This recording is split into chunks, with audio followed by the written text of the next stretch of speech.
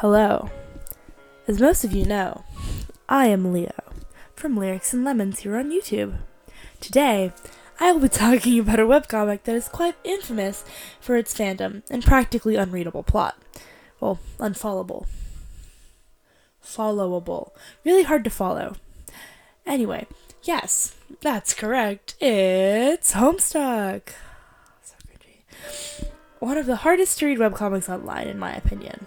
Now, before we get started, I would like to state that most of this is just a theory. However, there may be some truth to it. So, let's get into it. First off, Homestuck is a webcomic that spans almost 9,000 pages and over 800,000 words. Homestuck is set up like this. On a page, you're presented with a picture and anywhere between a few sentences to a full-blown, in-depth descriptions and conversations, which are mostly through a chat client called PesterChem, which you can download for your computer, but I can't attest to its safety. However, at the bottom of each page, there is a blue link that brings you to the next page. I have written a research paper on Homestuck's hidden lore, and that is what I will be relaying to you all today. Well, to be more accurate, I will be giving you a summary of Homestuck while filling in some of the plot holes I found. Mostly from memory, because I'm doing this the night before. Like an idiot. Okay, so, let's get started. While I have Homestuck music in the background, because it's fitting. To begin with, you are introduced to John Egbert. This is one of his theme songs, actually. If you can hear it, I'm not sure how well that will relay. I might have to put it in the video myself. However, John Egbert is your first main character. There are 4 of the main human characters and 12 main non-human characters, along with John Egbert, who is a boy on his 13th birthday, which was April 13th, 2009. Exactly. You meet John Egbert. He's a pretty average kid. Doesn't really know what he's doing with his life. But here's the thing. Though he was born 13 years ago, it is only today that he's given a name. How fun. So you, the player, are told to enter a name, which you cannot type, and you are greeted with an animation of this weird little kid that you see on the front page, with above his head a bar that says, "Zoo Smell Poop Lord," and then, "Try again, smartass." Exact quote. I'm not doing this on purpose. And then, you click try again, and you get John Egbert. John Egbert, as is previously mentioned, is a 13-year-old boy. So, Egbert. It says exactly, your name is John. As was previously mentioned, it is your birthday.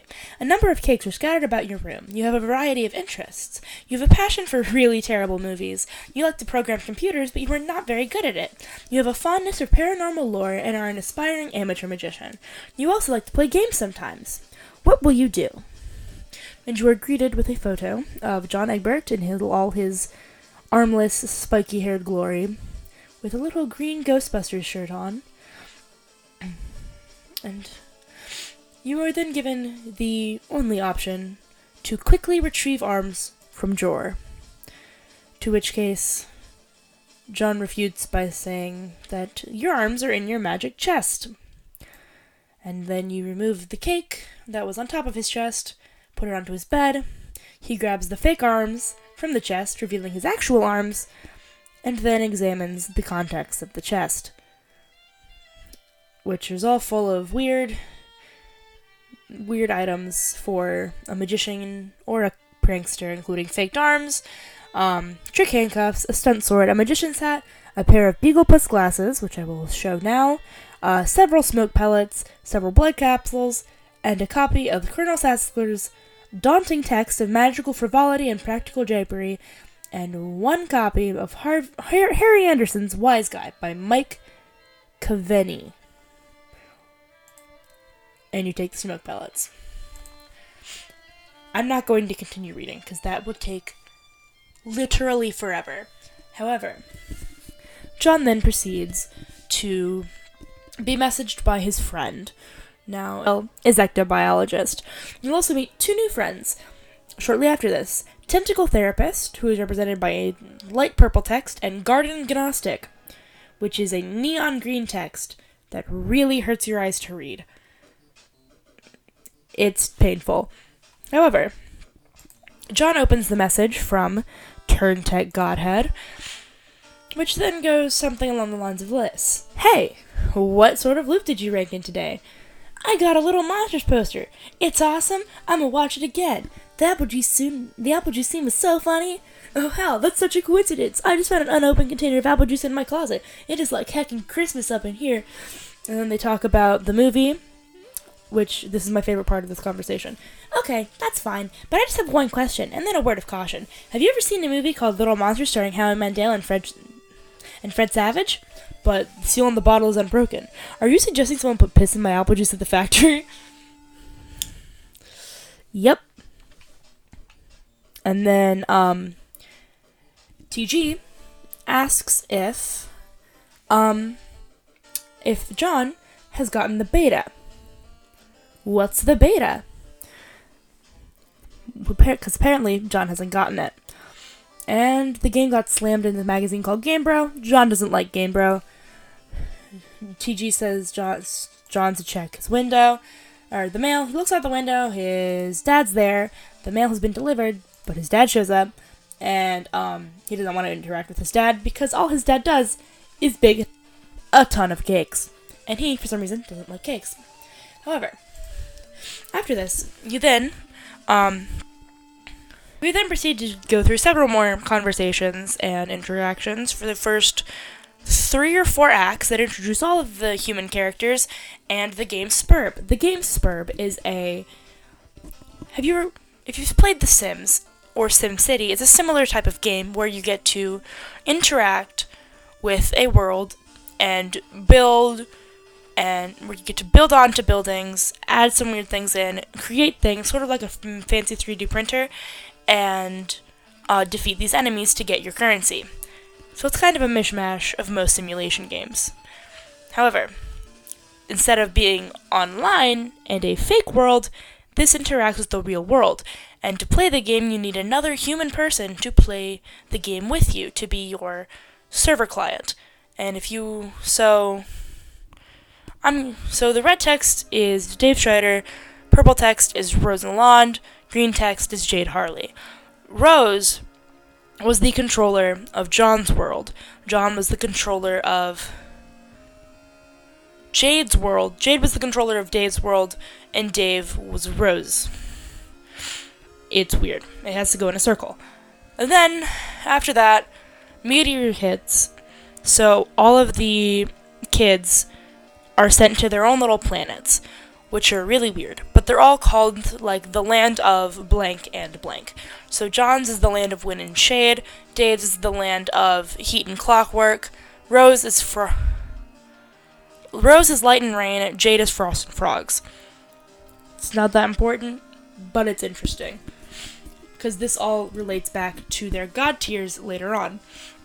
Anyway, so Rose, Jade, Dave, and John are stuck in their little realities with their, what is called they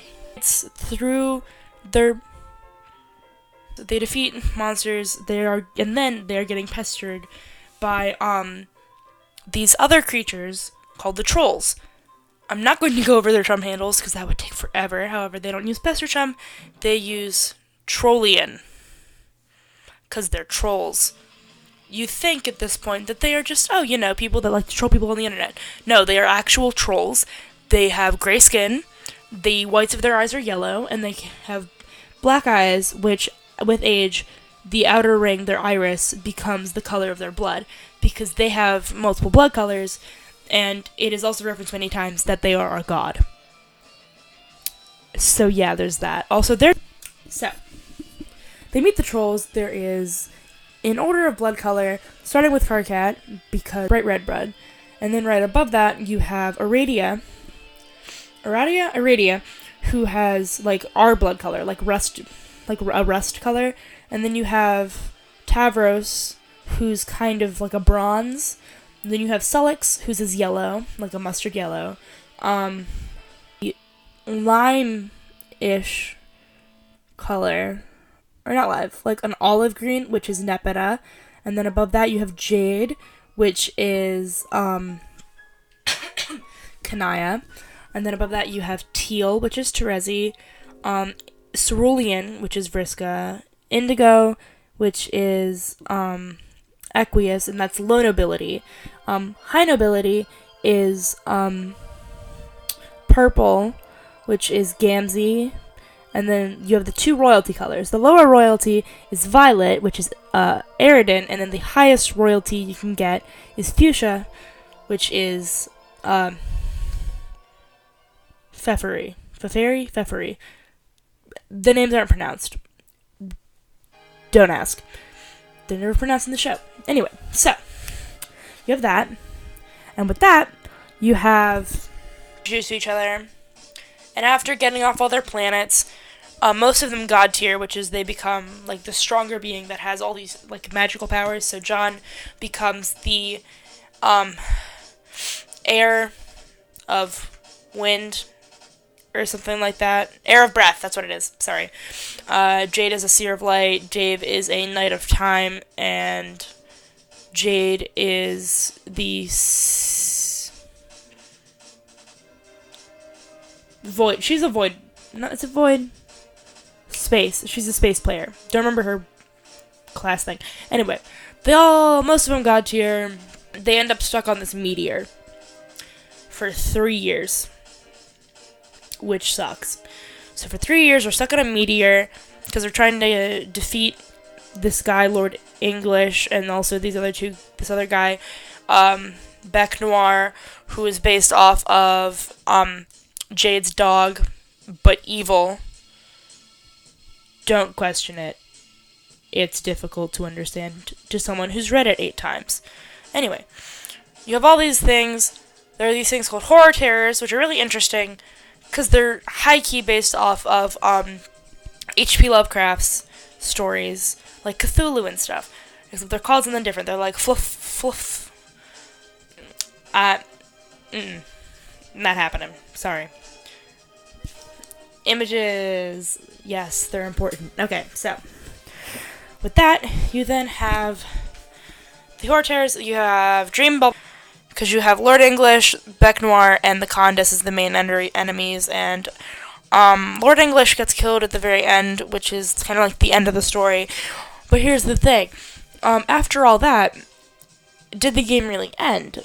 Because I'm dying. Did the game really end? Because after it apparently ends,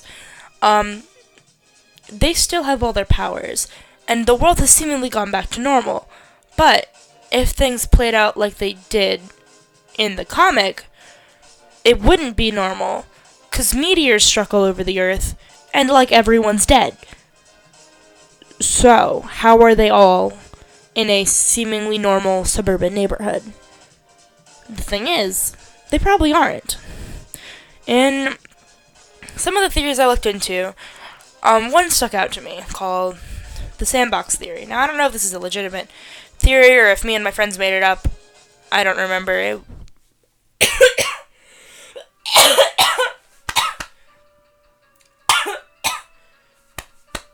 Anyway, the sandbox theory basically states that instead of the game ending and them going on with their lives and things returning back to normal, instead of being out of the game, they are only in a sandbox mode.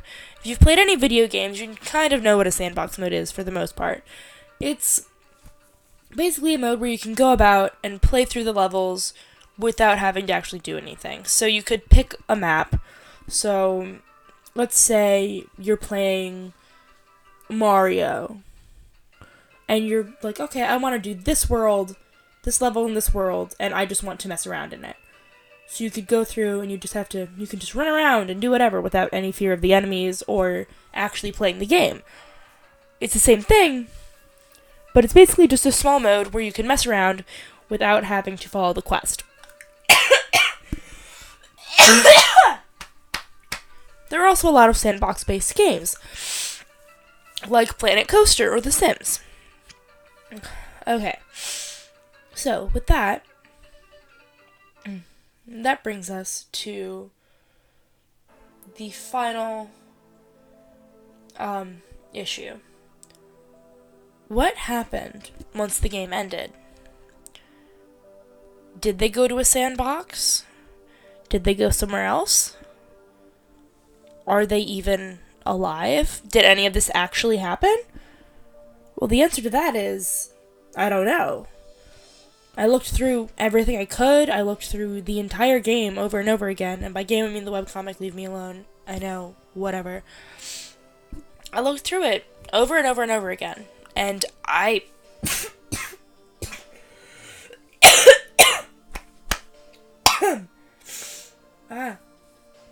couldn't find any proof of anything.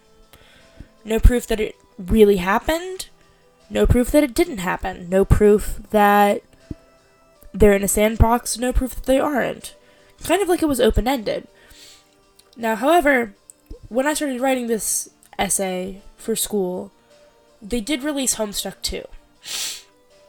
I've only read the first couple pages, but I also haven't read the epilogues because there are some pretty heavy trigger warnings that I just wasn't comfortable reading. So, Homestuck 2 makes very little sense. I'm not sure if the...